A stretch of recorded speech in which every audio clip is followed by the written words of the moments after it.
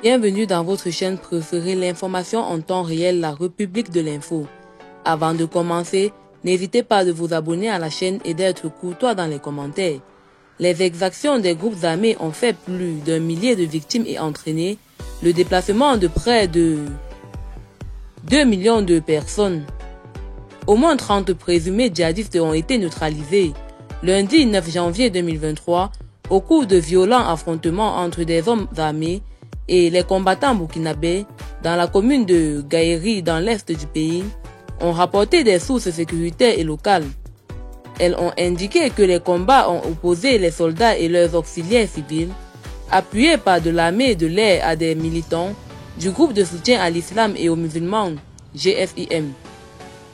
Au terme de violents affrontements qui ont duré des heures, une trentaine d'assaillants ont été neutralisés et plusieurs assaillants ont été blessés et transportés par les siens en fuite. Une dizaine de volontaires pour la défense de la patrie VDP et 4 soldats ont trouvé la mort.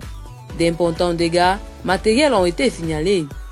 Depuis plusieurs mois, la ville de Gaïri, chef-lieu de la province de la Komandjari, souffre d'un manque criard de réseaux téléphoniques du fait des actions des groupes armés terroristes.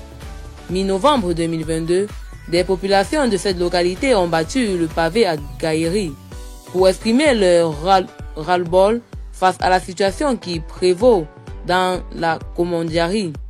Le Burkina est en proie aux terroristes depuis plus de 7 ans. Les exactions des groupes armés non étatiques ont fait plus d'1 millier de victimes et entraîné le déplacement de près de 2 millions de personnes. Eh bien, c'est tout pour cette note d'information.